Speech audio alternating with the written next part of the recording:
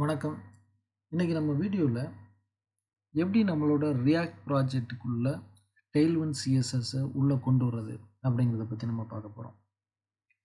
இப்போ நாங்கள் ஒரு ஒரு ரியாக்ட் ஆப் கிரியேட் பண்ணியிருக்கேன். ஸோ இந்த ஆப்பை நம்ம இப்போ ரன் பண்ணுவோம்.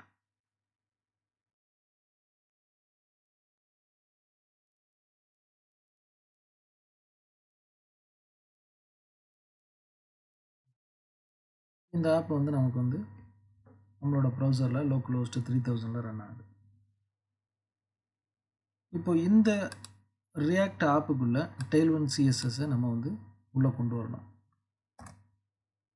ஃபஸ்ட்டு நம்ம டெய்ல்விண்ட் சிஎஸ்ஸோட அஃபிஷியல் வெப்சைட்டை ஓப்பன் பண்ணி இதில் ஃப்ரேம்வொர்க் கைட்ஸ் அப்படிங்கிற இந்த டேப்பை கிளிக் பண்ணிவிட்டு கிரியேட் ரியாக்ட் ஆப்புங்கிற இந்த செக்ஷனுக்கு போயிட்டு இந்த ஸ்டெப்ஸ் ஃபஸ்ட்டு ஒன்று கிரியேட் யுவர் ப்ராஜெக்ட். ஃபஸ்ட்டு நம்மளோட ஒரு ரியாக்ட் ப்ராஜெக்ட் கிரியேட் பண்ணணும். ஸோ இந்த ஸ்டெப்பை நம்ம ஸ்கிப் பண்ணிடுவோம். ஏன்னா நான் ஆல்ரெடி ப்ராஜெக்ட் கிரியேட் பண்ணி நம்ம சர்வரில் இப்போ ரன் ஆகிட்டு இருக்கு. ஓகே, ஸோ இது ஸ்டெப் நம்பர் 1. அதுக்கடுத்து ஸ்டெப் நம்பர் 2 என்னென்னா, இந்த டெய்ல்விண்ட் சிஎஸ்எஸ்ஸை நம்ம இன்ஸ்டால் பண்ணணும். நம்மளோட ப்ராஜெக்ட்டுக்குள்ளே இதை கொண்டாந்து இன்ஸ்டால் பண்ணணும்.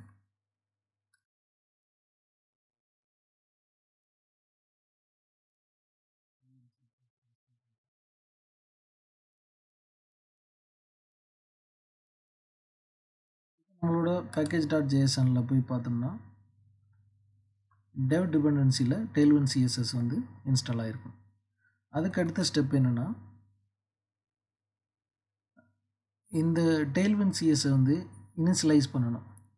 அது எதுக்காக பண்ணுறோம் அப்படின்னா, tailwind config.js அப்படிங்கிற ஒரு ஃபைல் ஜென்ரேட் ஆகும். ஸோ நெக்ஸ்ட்டு இதை காப்பி பண்ணி ஸோ இதை எகெயின் கமாண்ட் லைனில் நம்ம பேஸ்ட் பண்ணோம் அப்படின்னா இமிடியேட்டாக நமக்கு இந்த லெஃப்ட் சைடில் tailwind config.js அப்படிங்கிற ஒரு ஃபைல் க்ரியேட் ஆகிருக்கும். இந்த ஃபைலுக்குள்ளே ஒரு சில சேஞ்சஸ் பண்ணணும்.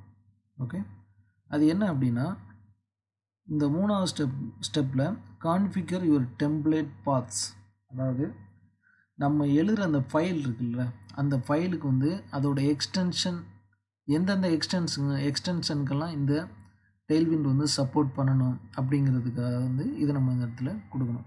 இப்போ .src ஃபோல்டருக்குள்ளே அந்த src ஃபோல்டருக்குள்ளே உள்ள .js, .jsx, .ds, tsx இந்த மாதிரி எக்ஸ்டென்ஷன் உள்ள எல்லா ஃபைலுக்கும் இந்த டெய்ல்விண்ட் சிஎஸ்எஸ் அப்ளிகபிள். ஸோ இதை நம்ம காப்பி பண்ணி இந்த tailwind config.jsங்கிற ஜேஎஸ்க்குள்ளே ஆல்ரெடி இருக்கிற இந்த கண்டென்ட்டுங்கிறத ரிமூவ் பண்ணிவிட்டு இதை நம்ம இதை பேஸ்ட் பண்ணிடுவோம்.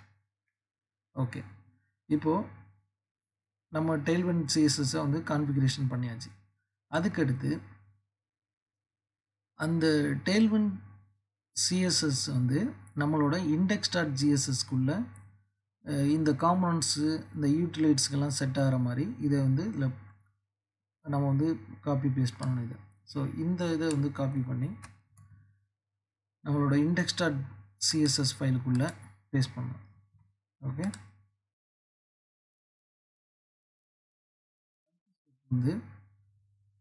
நம்மளோட ப்ராஜெக்ட் ரன் பண்ணுவோம். npm run start.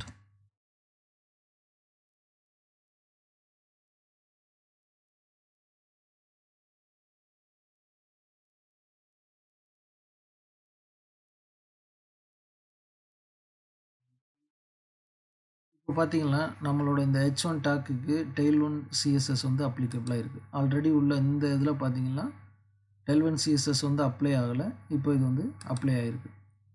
ஸோ இப்போ இதில் நம்ம சேஞ்சஸ் பண்ணி பார்ப்போம். என்ன, இப்போ கிளாஸ் நேம் எழுதி வைப்போம். Class name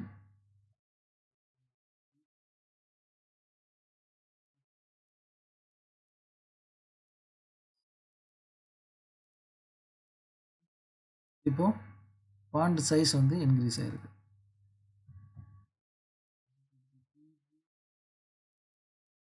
PG colour background colour மாற்றி பார்ப்போம். பேக்ரவுண்ட் கலர் மாறி இருக்குது. வந்து ரெட்னு கொடுத்தோம்னா ரெட் மாறும்.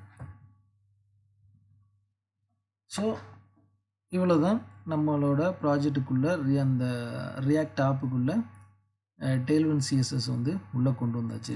இதுக்கப்புறம் நீங்கள் வந்து டாக்குமெண்ட்டை ஃபாலோ பண்ணி எப்படி வந்து ஒரு ஃப்ளக்ஸ் டைரக்ஷனுக்கு வந்து எப்படி அப்ளை பண்ணுறது, நெக்ஸ்ட்டு வந்து சைஸிங் எப்படி கொண்டு வருது, டைப்போகிராஃபி, ஃபாண்ட் ஃபேமிலி எப்படி கொண்டு வருது, இது எல்லாத்தையும் நீங்கள் வந்து டாக்குமெண்ட்டை ஃபாலோ பண்ணி ஒன்று ஒன்றா வந்து டெஸ்ட் பண்ணிக்கலாம். இது ரொம்ப ஒரு ஈஸியான frame work, styling frame work. இந்த வீடியோ உங்களுக்கு யூஸ்ஃபுல்லாக இருக்குன்னு நினைக்கிறேன். தேங்க்யூ ஃபார் வாட்சிங்.